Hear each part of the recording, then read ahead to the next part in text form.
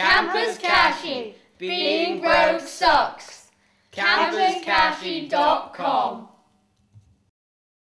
Hi, I'm Uzma, and I'm the Content and Community Manager of CampusCashy.com.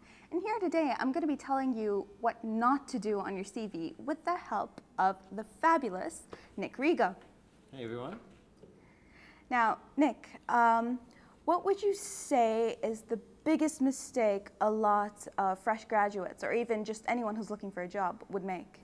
I think when it comes to looking for a job, there are a lot of people who are really just hoping that they get into a company. So many of them employ something we call a spray and pray technique, where they will send their CV to a lot of companies at the same time, often forgetting to BCC them in. So you'll have an email to yourself with the person's CV, and you'll have 500 other companies in the two subject fields. So I think that's the biggest mistake a lot of people. They don't understand that when you apply for a job, there is a systematic way to go about it rather than just putting your CV everywhere and hoping that somebody takes notice. So what is that systematic way? I think the best way to do it is to focus on people that you know. So look at friends or family members that work with certain companies and see if they can put in a good word or if they have any vacancies they're aware of.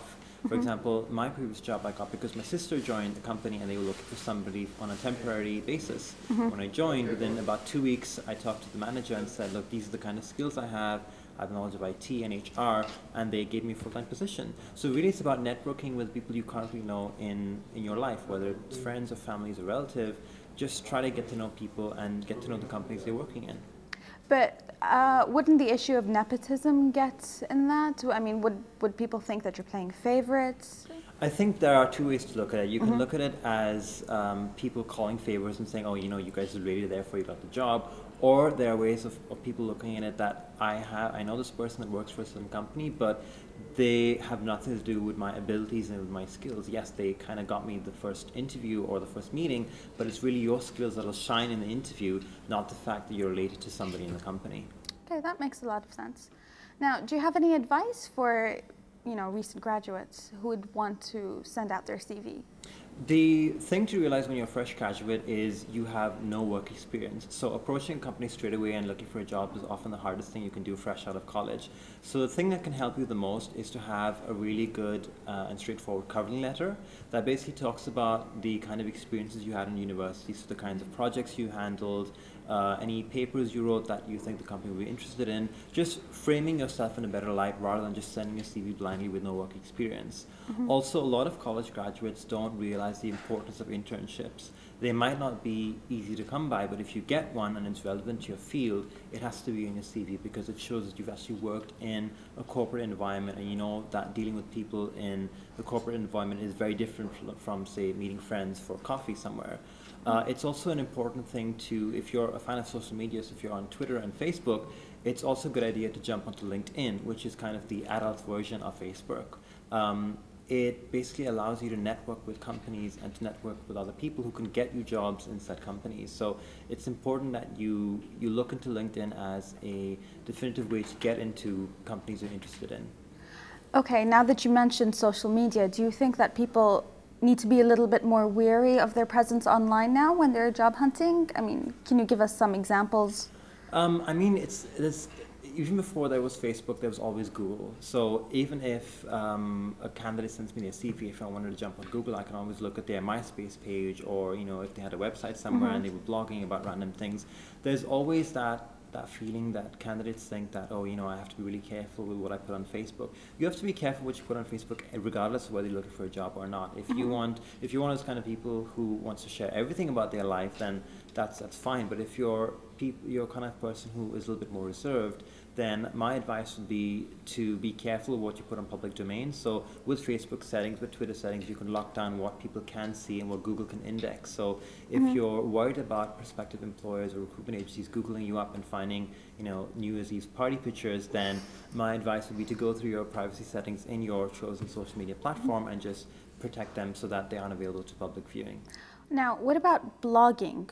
If people generally take to the blogosphere to vent, would that deter anyone? Because again, it's a writing sample at the end of the day. Yeah. But I mean, are there certain topics that people blog about that you would absolutely not consider? Well, it's kind of a great area to approach because I love blogging, and my blog it talks about different topics from politics to fashion to the media. So I look at my blog as my way to express myself, and when I go to a prospective employer, if they Google me, they will actually find my blog. Whether that's a good thing or a bad thing, it's again up to the employer, because the employer may see my CV and meet me personally, and I look at my blog as an extension of myself. So if you are an active blogger and there are topics you talk about on your blog which you think an employer wouldn't really want to read, then maybe it's time that you take that part of your blog offline, or you maybe have another blog that's private, and so that way you're able to still write about the things you're passionate about. But if you feel that it's going to encroach on your employment opportunities, then it's safe because it's in a private domain. Okay, that's very interesting. And do you have any other tips? I think a lot of graduates, a lot of students give up too easily. It's really frustrating finding a job, even for an adult. If you ask anyone who's been out of work, if it's easy to find a job, they will basically say the same thing. It's not. So my advice would be to make sure that you get internships, make sure that you network properly with people that are in certain companies that you'll be interested in. One of my kind of tips would be try and find out if the company has a careers portal, or if there's someone in the HR department you can send your CV directly to, rather than sending it to the receptionist or a general inbox where it just kind of sits there and collects dust. My biggest advice to anyone looking for a job is to stay away from any company that will charge you for their fees, for their services, sorry. So if a company says that if you pay them 200 dirhams, they will rewrite your CV and get you a job within 24 hours, just turn around and go the other way, because there's no kind of magic way for you to get a job. These companies, again, will employ the spray and pray technique, where they will have your CV and 50 other CVs sent out like spam to maybe 200 different companies. Oh, wow. So any kind of service like that, just there's no guarantee you'll get anything. So my advice would be stay away from them and just take it upon yourself to take your job hunt seriously. And what about the aesthetics of a CV? I mean, does that matter at all? Different recruitment agencies and different companies will say different things about that. For me, as long as a CV is spaced properly and there are separate sections that indicate your education, your work experience, your hobbies and interests, I think you'll be fine. Obviously, try and stay away from using colors in your CV or scented paper.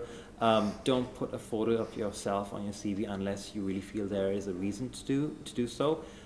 Most of the time, recruitment agencies or companies really don't care if you have a CV, if you have a photo in your CV or not. So it's entirely up to you to include a photo.